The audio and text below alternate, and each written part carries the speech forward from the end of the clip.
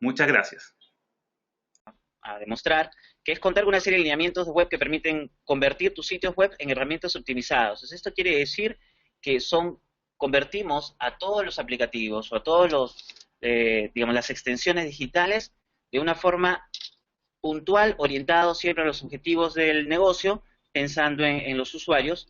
Y por otro lado, es garantizar el adecuado acceso a la información. Entonces, como pensábamos siempre en los usuarios, es facilitarle la vida de cómo tiene que llegar a cierta información o a cierto punto, por ejemplo, para hacerlo más sencillo, en un tema de cuando se trata de un e-commerce, la funcionalidad principal es que tenga que tener una venta muy sencilla, muy práctica.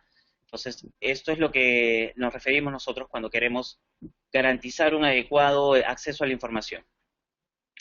Pasando ya a un punto mucho más digerible de lineamientos y pautas, aquí mostramos un esquema de, pues un ejemplo, donde cómo nosotros podemos armar los lineamientos y pautas en una guía de experiencia de usuario, ¿no? Considerando primero el tema de la situación o contexto, luego los usuarios con el cual se van a relacionar, el objetivo que va a cumplir y también el objetivo frente a un tema comercial y el objetivo a un frente de uso. Pasando con el ejemplo 2, de información es que tenemos que demostrar en la plataforma o en el entorno que sea siempre muy amigable, que tenga el usuario sienta que tiene control de todo y pueda efectivamente, por una cantidad de información, llegar rápidamente a la que está buscando o a la que él cree conveniente para él, para que pueda satisfacer su necesidad. Entonces, y inicial del texto, le voy a dar pase a Sandra, quien nos va a contar de manera detallada cómo tenemos que elaborar una guía de UX y por qué también es muy importante tenerla consolidada en una documentación. Bueno, hola.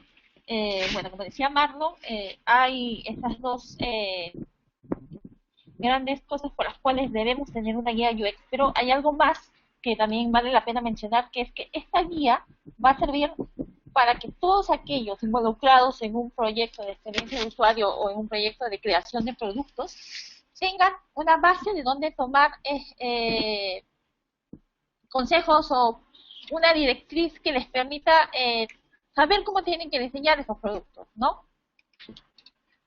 ¿Por qué? Porque en un proyecto entran y salen personas, hay diversas etapas, en cada una de las etapas hay diversos perfiles y cada uno de ellos a veces están en un momento determinado del proyecto y es necesario que todos tengan este conocimiento y este conocimiento pueda ser compartido. Entonces la guía UX nos ayuda también a eso. Entonces, cuando ya hablamos de cómo elaborar una guía UX, tenemos que tener siempre en claro que esta guía UX o esta guía de pautas, lo que nos tiene que a permitir es que los objetivos del negocio se puedan cumplir a través de estos productos, sean estos vender más, informar, captar leads o lo que se haya definido como objetivo. Y por otro lado, que estas pautas también permitan satisfacer las necesidades del usuario. Puede ser que sea, como ya dijo Marlon, facilidad de acceso a la información, puede ser que sea la necesidad de tener mayor información más digerible o, por ejemplo, hacer procesos de manera rápida o en 2 o 3 pasos, ¿no? Entonces, esta guía tiene que eh, incluir ambos aspectos a la hora de ser elaborada. Pero ¿cómo es que nosotros logramos conocer, por un lado, lo que necesitan a nivel de negocio y lo que necesitan los usuarios, ¿no? ¿Cómo podemos tener este input para poder luego plasmarlo en una guía? Pues una de las cosas que se suelen hacer o que deberíamos hacer es, uno, analizar y diagnosticar la experiencia actual que existe en la compañía, ¿no? Los productos que tiene la compañía, productos digitales que tiene la compañía en este momento, ¿no? Saber cuál es la situación, cómo están diseñados, ¿no? si existe documentación existente en relación a si hay algunas pautas previas de diseño, o si no las hay, o de repente algún documento que sirva como lineamiento de cómo construir estos productos. Eso nos va a permitir descubrir ciertas similitudes o diferencias entre las aplicaciones, ver si hay alguna consistencia, algún patrón que nos pueda ayudar a poder generar una pauta, o de repente también encontrar aquello que está mal. Por otro lado, también hacer una evaluación de las plataformas existentes, ¿no? Del sistema que tiene la compañía en la actualidad, porque eso también es importante, porque nosotros podríamos de repente decir, bien, queremos que haya los usuarios necesitan personalización del contenido, pero el sistema no te permite, por ejemplo, una personalización en base a una inteligencia comercial porque de repente no hay un CRM, entonces habría que pensar otras posibilidades. Entonces es importante saber hasta dónde podemos llegar a nivel tecnológico para poder luego decir y dar las pautas de cómo debe ser este producto diseñado. Y por otro lado, dentro de lo que es el análisis e investigación, es ir y investigar o de repente poder tener conocimiento de investigaciones previas que se han realizado en cuanto a los clientes y los usuarios de la empresa. Puede ser que haya documentación, por ejemplo, de segmentación de públicos que podríamos aprovechar y poder analizar. Puede ser que haya habido una investigación anterior que también nos podría servir de base, o de repente tendríamos que nosotros mismos realizar la investigación. De repente también incluir evaluaciones a modo de test de usuario de los productos que tiene la compañía, ¿no? Pero esos test realizados con usuarios, ya no una evaluación como especialista, sino con las personas que usan, con el usuario final del producto. Lo que tiene un poco de relación con lo que ya ha hablado Verónica, y creo que no vale mucho ya la pena meternos a cómo es un test de usuario, pero es importante que podamos hacer estas cosas en esta etapa de análisis. Con esto nosotros tenemos ya bastante información, bastantes insights que nosotros podríamos utilizar o podremos utilizar para levantar luego lo que serían las definiciones de ejes y principios. ¿Qué son estos ejes y principios? Son los pilares sobre los cuales nosotros vamos a definir cómo deben ser cada uno de los productos productos digitales que tiene la compañía, ¿no? Ejes quiere decir son aquellos puntos donde nosotros queremos apuntar, no queremos darle valor dentro de los productos que vamos a ofrecer. Podría ser, por ejemplo, enfocarnos en dar en los usuarios para darles cumplir sus necesidades en todo sentido. De repente enfocarnos en la información, ¿para qué? Para que poderles dar información de valor a los usuarios, justamente la información que ellos necesitan. Pongamos un ejemplo, ¿no? Estamos trabajando para una compañía de seguros y los usuarios de seguros no conocen mucho del negocio. Entonces, una de las cosas que demandan es saber por qué tengo que comprar un seguro, de qué me va a servir un seguro. Pues bien, entonces, esta información, esta cosa importante, este elemento importante, es sobre lo que nosotros vamos a trabajar en nuestros productos. Y por otro lado tenemos los principios, que los principios nos van a apoyar a que estos ejes se puedan cumplir. En cuanto hablamos de principios, estamos hablando de ciertos aspectos claves que nuestros productos deben incluir. Por ejemplo, siguiendo con este ejemplo del tema de información, pues si los usuarios necesitan información, pues podemos incluir dentro de nuestros productos o nuestro sitio web un blog, una sección de blog o de mayor información, o de repente incluir pequeños cápsulas de información cuando el usuario va a entrar a revisar algún producto o quiere informarse sobre un servicio o quiere cotizar sobre un servicio. Entonces, esto nos va a permitir, o sea, lograr o definir esto nos va a dar justamente lo que necesitamos nosotros luego para plasmarlo en lo que sería ya la guía en sí, ¿no? El manual que va a regir en la construcción de estos productos. Bueno, acá hay unos ejemplos de las cosas que nosotros solemos hacer cuando analizamos los productos en esta etapa de análisis y diagnóstico. Por ejemplo, una de las técnicas que nosotros utilizamos es la evaluación heurística, que es hacer un análisis del producto para ver si se cumplen ciertas pautas universales de diseño. Por ejemplo, si el producto te da información sobre lo que está sucediendo en el sistema cuando tú interactúas con él, ¿no? ¿Qué está pasando? ¿No? A veces tú haces clic en una página y te aparece una página en blanco y no sabes si esa página está cargando o no. Entonces, esto es importante ver si el producto cumple con estos principios. Bueno, cosas que podemos hacer cuando hacemos investigación con usuario, por ejemplo, hacemos focus group o podemos hacer un análisis de Customer Journey con ellos. Un Customer Journey es mapear la experiencia del usuario a través de las diversas etapas que implican la relación que él va estableciendo con la empresa o con la compañía. Estamos en la etapa de las cosas que nosotros hacer en esta parte, en este paso, ya lo dije por un lado, definir los ejes y principios, y por otro lado es revisar y recopilar buenas prácticas o estándares de diseños existentes. ¿Por qué? Porque esto es justamente lo que nosotros vamos a recoger para incluir en la guía de experiencia de usuario, en la guía de usabilidad.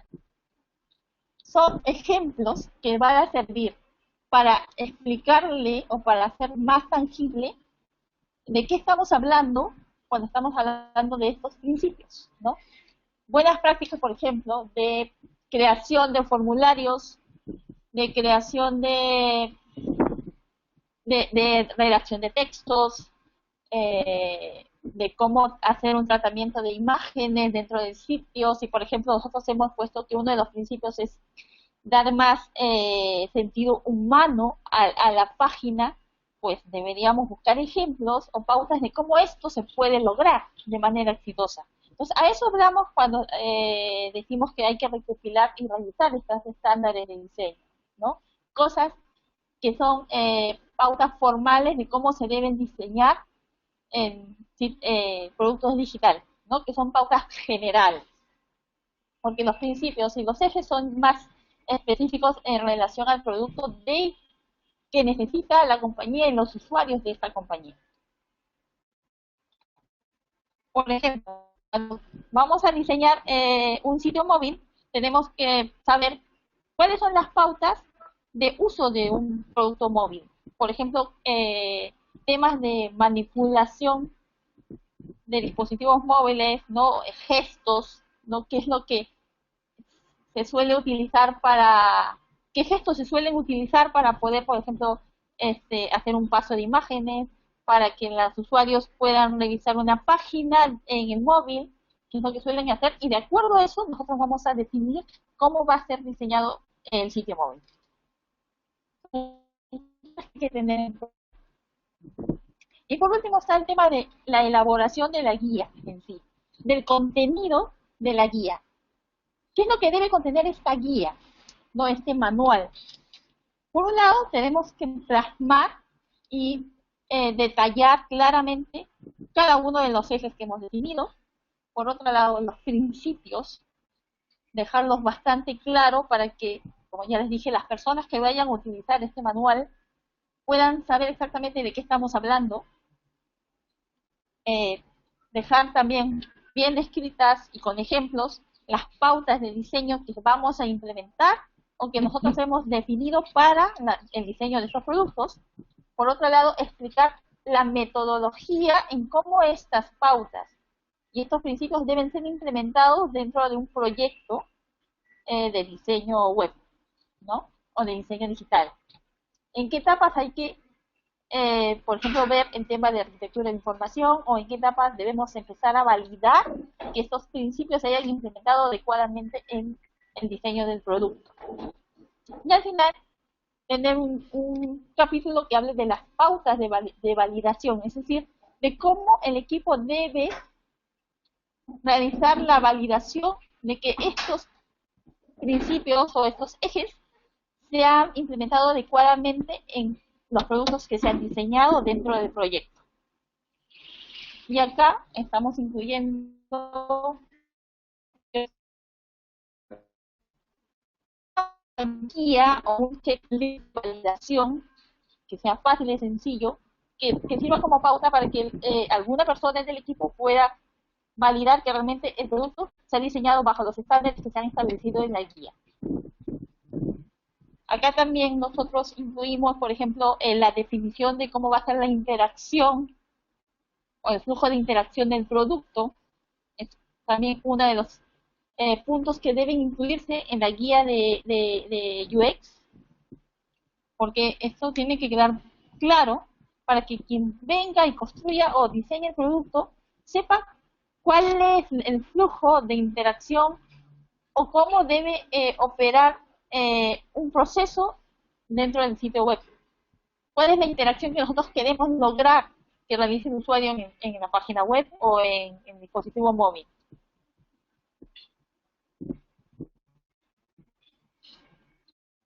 Y las pautas o consejos que deberíamos tener en cuenta para diseñar productos digitales, ¿no? Al final lo fundamental es que este documento es un documento que va a perdurar durante mucho tiempo y entonces hay que hacer un buen trabajo a la hora de definir estos ejes y estos principios, ¿no? Y a la hora de recopilar estas buenas prácticas. Porque es un documento fundamental para las compañías, para que, como dijo Marlon, la experiencia que va a transmitir a través de sus productos vaya muy alineada a sus objetivos, ¿no? A sus objetivos globales como negocio.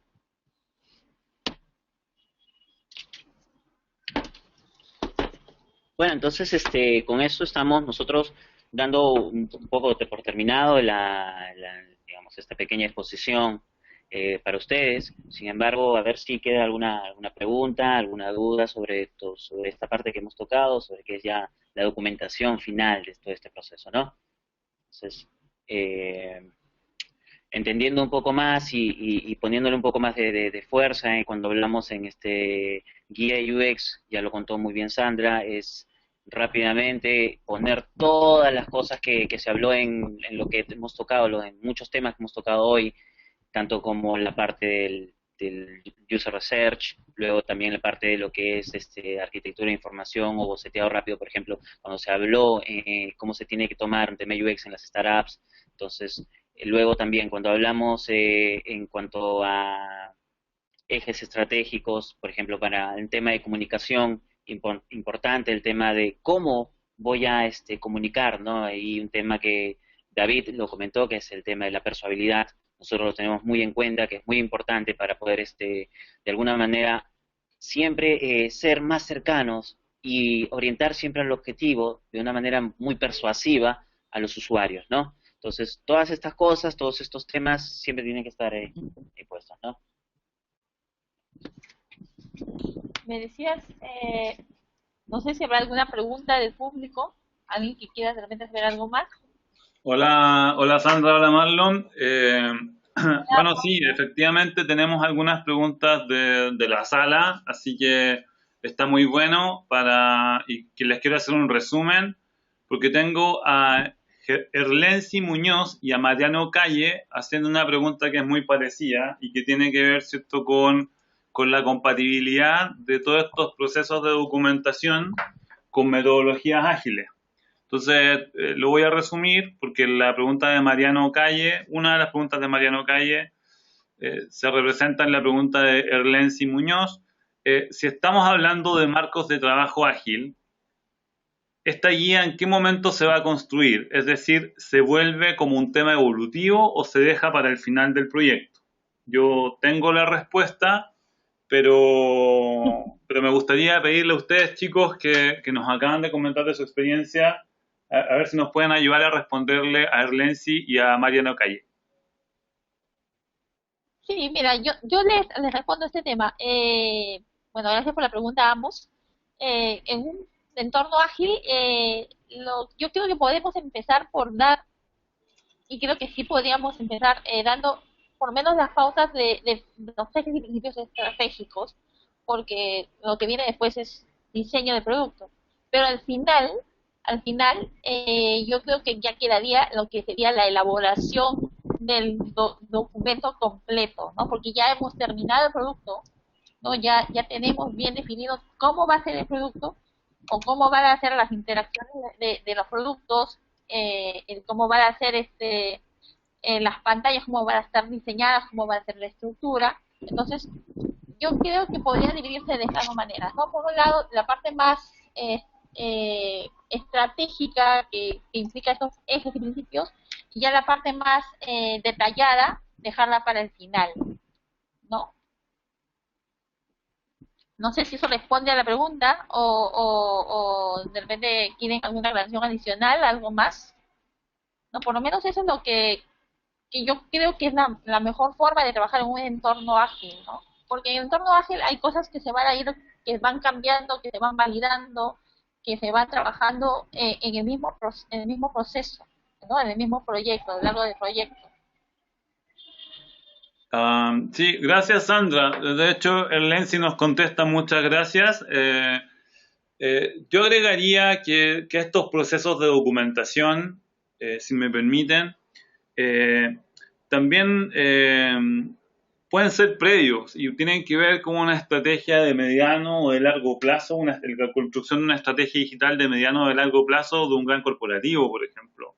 Cuando hablamos de un gran corporativo, todas sus decisiones de desarrollo podrían basarse sobre un manual o una guía de interacción que determine, ¿cierto?, cuál es el camino que ellos quieren seguir y obviamente es un documento que es escalable y que se va a ir complementando en el tiempo, pues es necesario que se haga de esa manera porque las interacciones, los diferentes dispositivos van a evolucionar y por tanto esa guía tiene que ir actualizándose en esa línea.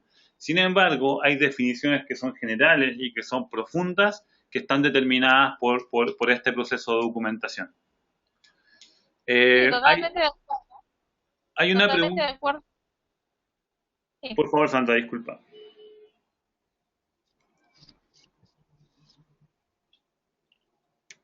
Sandra, por favor.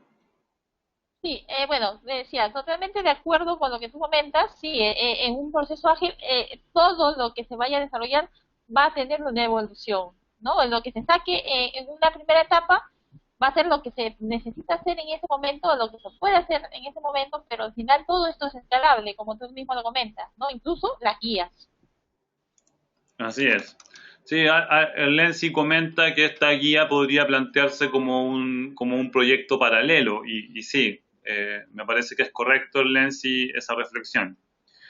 Hay una pregunta más, Sandra Marlon, que tiene que ver con los formatos y acá es Juanma está preguntando si los flujos de interacción y el Journey Map están relacionados en este caso. Yo diría que sí, pero me encantaría que ustedes lo complementaran, por favor.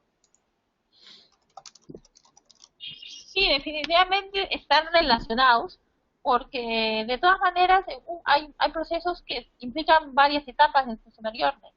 Entonces, poder hacer este trabajo, o sea, podemos alimentarnos justamente de este trabajo de Customer Journey para luego plasmarlo en flujo, ¿no?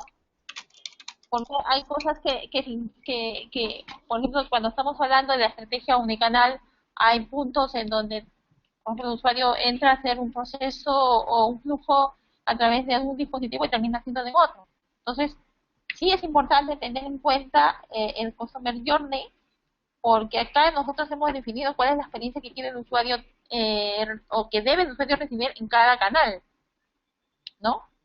No sé si a eso es que te referías con la pregunta o hay algo más que quizás quieras que agregue.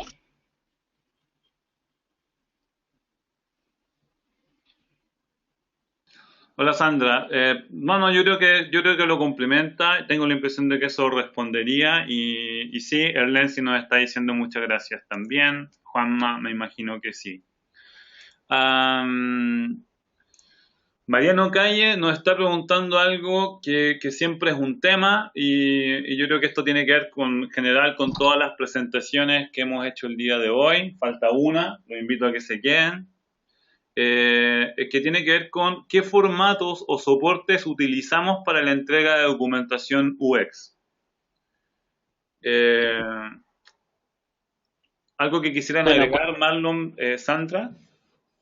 sí, bueno, frente a esa pregunta, eso puede ser variable, digamos, de acuerdo a, uno, al método de trabajo al cual al que se esté manejando. Y cuando hablamos a formatos, digámoslo así, hay muchos que se entregan de manera digital, que son productos digitales como tal.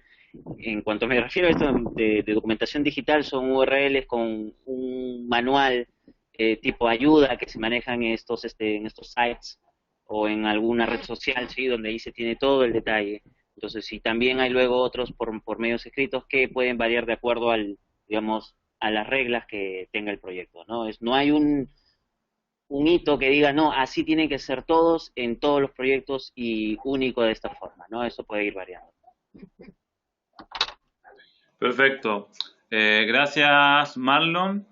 Eh, bueno, chicos, con esto vamos a dar por finalizada la presentación de Sandra y Marlon. Si pudiésemos estar en un auditorio, les pediría a todos que aplaudieran.